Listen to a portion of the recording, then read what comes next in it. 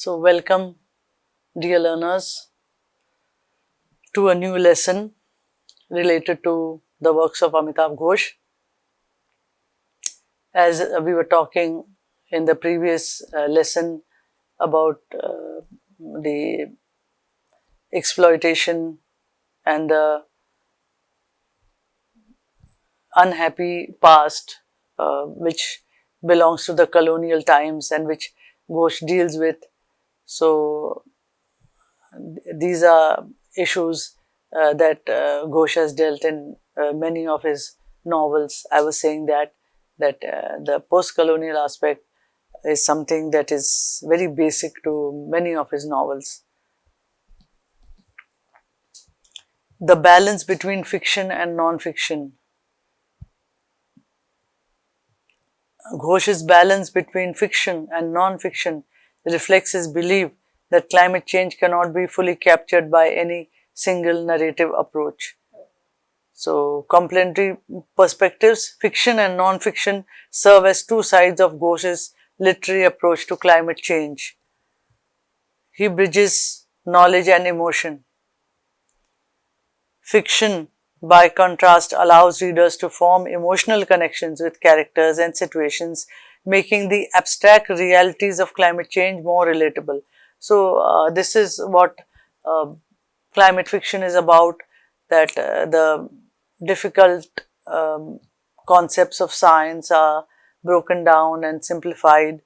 The things about climate science and the different issues related to climate impacts, those are presented through certain characters and through certain stories. His stories are very interesting and very engaging, and thus readers are able to learn about a lot of things about the post-colonial issues that led to climate change, and about the Western versus the indigenous ideas related to nature and climate. So he tries to sort of create a bridge between knowledge and emotion. He blends them very well. In this way, his books not only entertain, but they inform also, they enlighten also, and they are books that give incentive to take action against climate issues. Uh, so it's something that inspires us towards climate activism.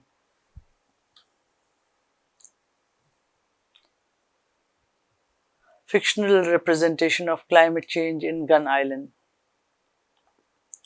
Personalized experience of climate change. Characters in the novel, from local fishermen to refugees, each experience ecological changes differently, allowing readers to grasp the diverse, nuanced impacts of climate change on various communities.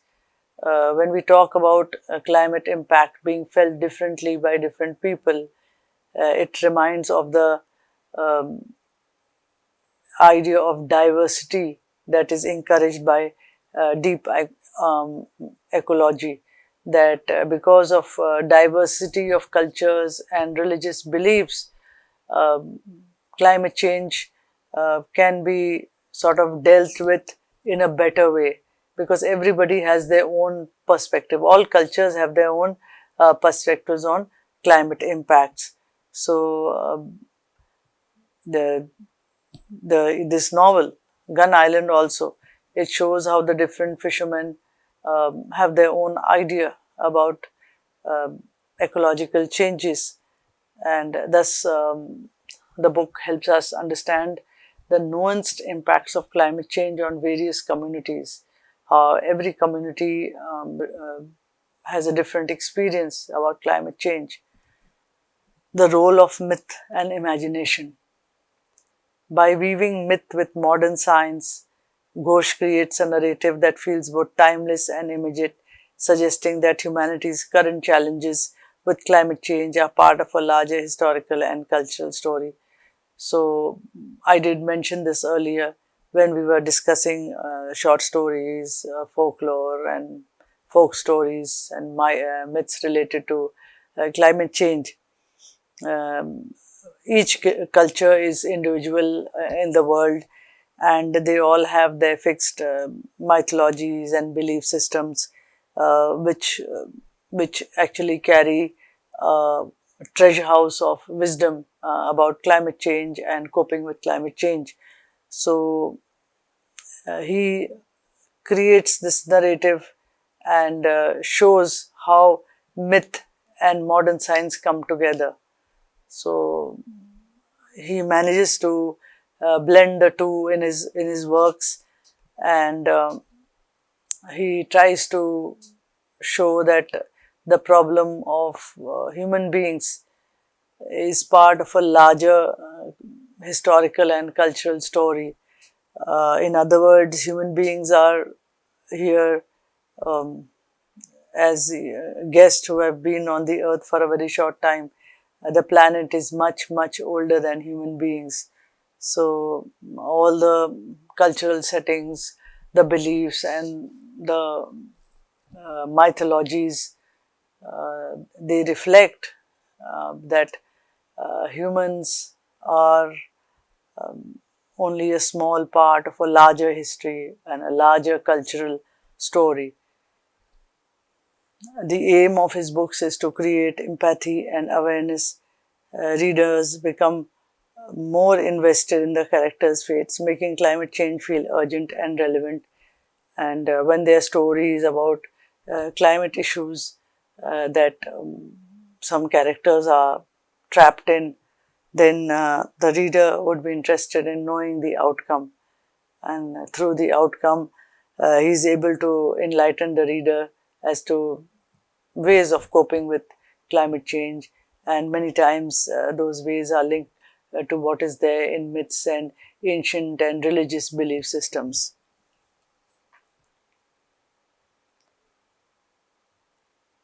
For example, we have a belief, or we have several beliefs in our cultures in India, and they are really, there are scientific reasons behind them, and they are just not mere superstitions. For example, we are told in stories and in religious systems that you should not go to the flowers and plants in the dark, and you should not pluck them, and because sort of they are forces that protect them, and you should not go near trees in the night. And the scientific fact behind that is that it's the carbon dioxide and oxygen. So when the plants breathe out carbon dioxide in the night, then that is harmful for human beings. So simple facts like these, simple mythologies like these, or beliefs like these may be numberless, and they are the way that humans are linked to the environment, and they are what is used by various climate fiction writers. Non-fiction's role in direct confrontation of climate issues in the Great Derangement. So, in this book, there is a critical examination of literature's role. He argues that realistic fiction, which dominates contemporary literature, is ill suited to capture the scale and unpredictability of climate phenomena. So, again, this reminds me of how Arnenes views nature and life, and finds that you cannot put fixed standards and rules on nature. It is all unpredictable. Anything can happen in the moment, and this becomes a more dangerous situation in the context of climate change.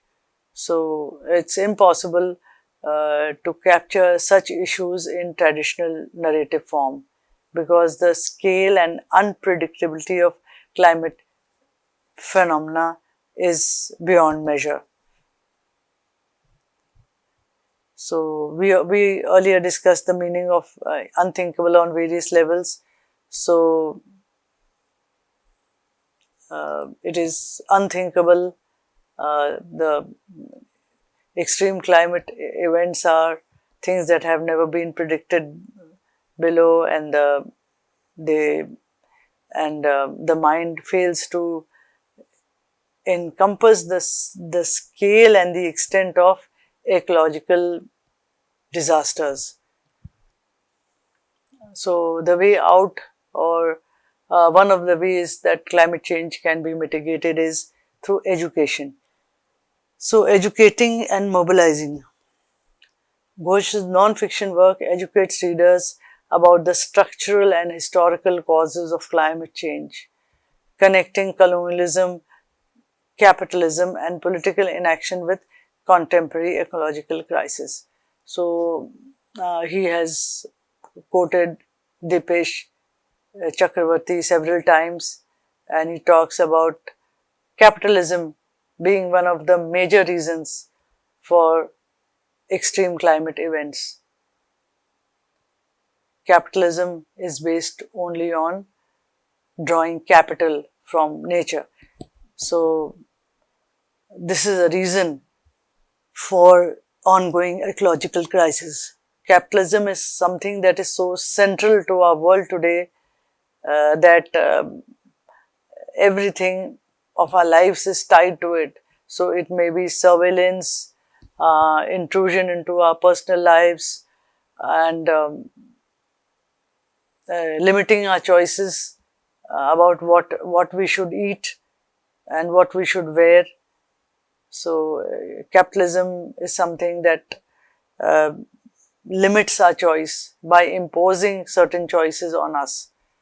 So capitalism and colonialism are interconnected with each other, and after that there is political inaction, and thus ecological crisis continues to grow.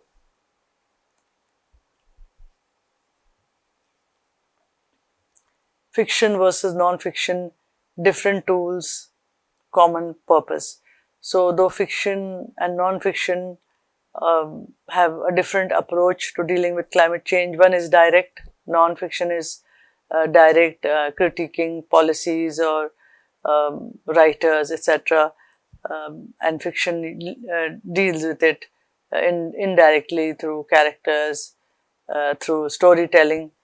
So the tools may be different, but their purpose is the same. So although fiction and non-fiction serve different function in Ghosh's work, both genres contribute to a common purpose, raising awareness about climate change and its profound impact on humanity. Emotional versus intellectual engagement. Fiction, as seen in Gun Island, draws readers into the emotional and imaginative dimensions of climate change, making abstract concepts more relatable. It is the same in this novel, Jungle Lama, in which the climate crisis of people reading the forest products without a conscience, that is very nicely, very intriguingly created through Dokkin Rai and through the boy's uncle. So it's like the emotional side of the story is there, and one feels very protective and very concerned about the boy Dukhe, whom Dokkin Rai manages to trap. So the emotional and imaginative dimensions of storytelling, uh, they are what make an impact on readers and create a feeling for climate change in the readers. So the complexity is addressed from multiple angles. So as we have already said and read earlier, that climate change is multi-layered, multifaceted, multidimensional, and there is no shortage of literature on climate change. So there have been many writers writing non-fiction. So Ramchandra Guha is one of them. Besides Ghosh, then there's Dipesh Chakravarti, and then there are a host of foreign writers also. So it is an issue that may involve science, culture, politics, and ethics. So by employing both genres, Ghosh addresses this complexity from different angles. So he manages to present the complexity, and by presenting different sides, and whether it is science, culture, politics, history, or ethics, he manages to bring them in together, and thus he addresses the complexity of climate change impacts. He makes a call to writers and readers alike to focus on climate impacts in writing and in reading. Ghosh's works also serve as a call to other writers and readers. In The Great Derangement, he urges writers to integrate climate change into the mainstream narratives, breaking away from the conventions of realistic fiction. So even this book, The Great Derangement, it opens with a humanizing of an extreme climate event. So there's a story that he talks about the tornado that was hitting New Delhi, and he had been there in the market, and he had felt that the tornado was chasing him, and he ran. And when he was in his house, the tornado had played havoc, and all his things were all scattered hither and thither, and he had felt as if the eye of the tornado was following him. It seemed like a human eye.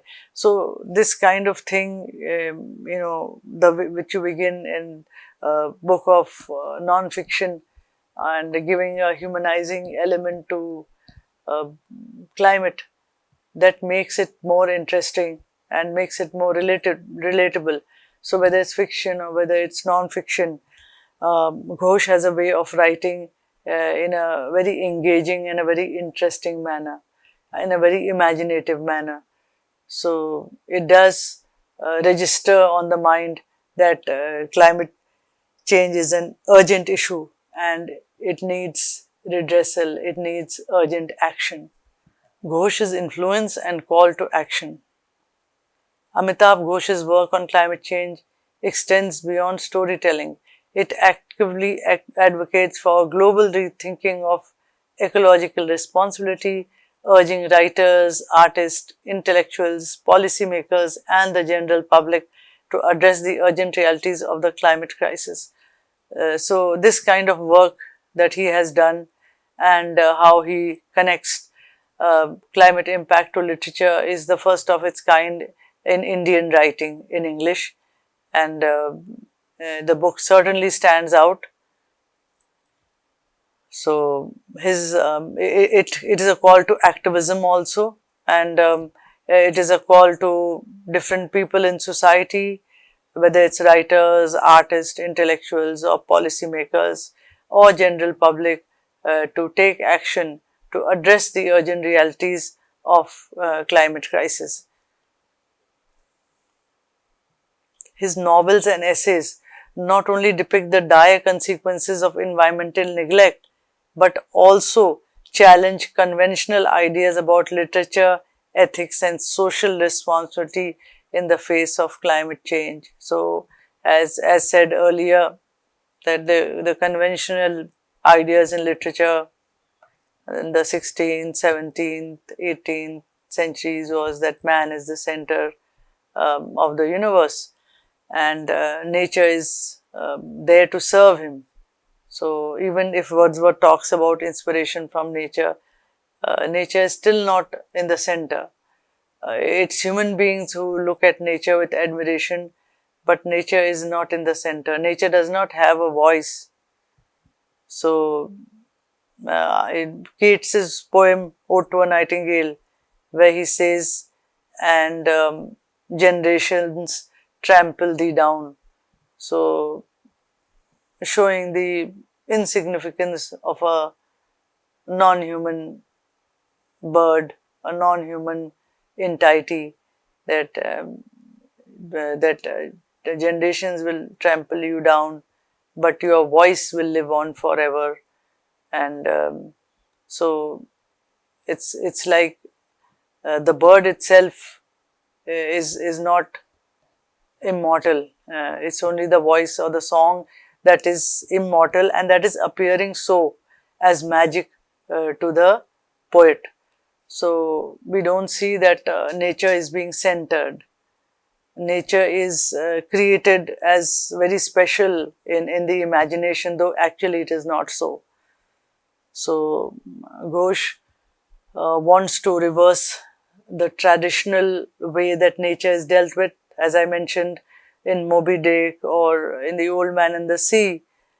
Nature is at the mercy of man, and man is out there to conquer nature. The old man in The Old Man and the Sea has decided that he will catch the biggest fish ever. And in the end, though he does not come with the fish, he comes with a skeleton of the fish. He is supposed to be victorious. He is supposed to have shown human courage and human power against resilience against the forces of nature. So through his call for action, Ghosh encourages engagement across fields, pushing for a cultural and intellectual revival that acknowledges the interconnectedness of human life and the environment. So if you read many other writers, both Indian and Western, writing on climate issues or writing on philosophies associated with climate issues, you will come to the same fundamental idea, that is the interconnectedness of human life and the environment. So whether it is Gandhiji or whether it is Spinoza or whether it is Kant or whether it is modern day philosophers or even Guha in his writing, talks about the interconnectedness of human life and the environment, and that realization is important.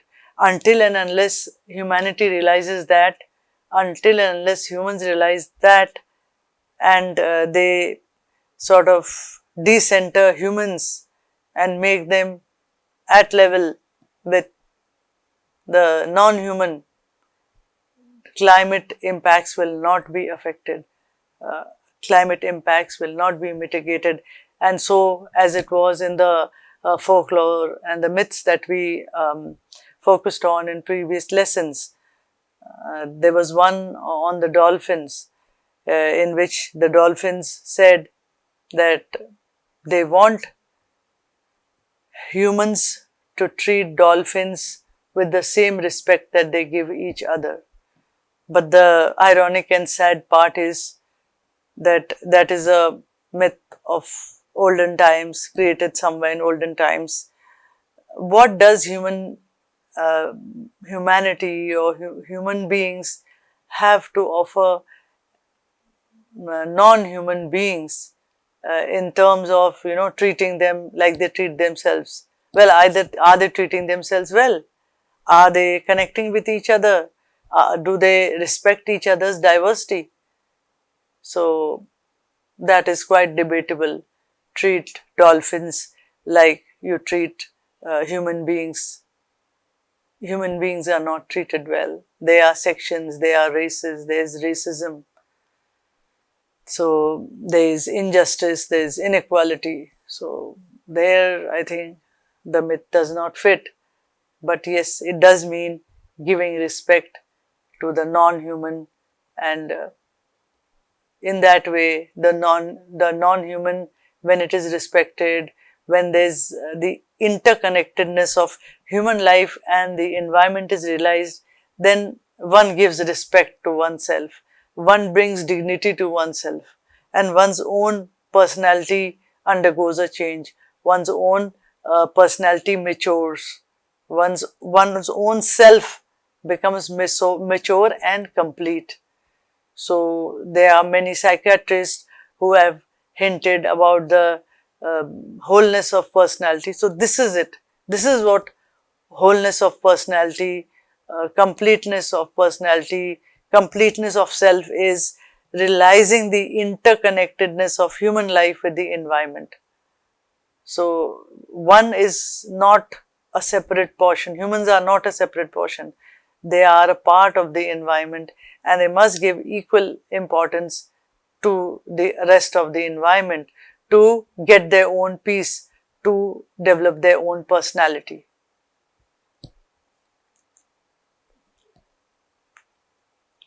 He advocates ideas to writers, artists, and intellectuals. So, a critique of literary realism. Ghosh criticizes modern literary realism for often ignoring climate issues, focusing instead of themes deemed more relatable or normal to contemporary audiences. So, he feels that we should think out of the block, we should move out of this comfort zone where nature has a fixed place which supplies us for all our commodities, and we value nature on the basis of its usefulness. So we should get out of that comfort zone, and we should make literature deal with the unknown and the unexpected, with the unpredictable. That is what nature and environment is. He gives an encouragement for artistic innovation. He urges artists and intellectuals to rethink their roles and responsibilities, especially as storytellers who influence public perception and opinion. So, a very interesting example of this is the movement of art that happened in the 19th century. We have heard about the different movements in art. We have various movements related to the expression of feelings. So we have expressionism, surrealism, Fauvism, etc., etc. So the interesting thing is there was a movement called Impressionism, and it broke all the traditional restrictions on art to be done indoors, to be done in darkness. They broke those rules and they painted in nature, in the outdoors, and the result was art that was very vibrant, and that had a reality of its own, and that was impressionistic painting. And that is why we find that Van Gogh's paintings are very original. So he talks about creating a climate conscious literary canon. So let us stop here for today. We'll meet in the next lesson when we'll continue this discussion about the various themes and the way he deals with various themes in his novels, and his call to attend to climate change issues. Thank you.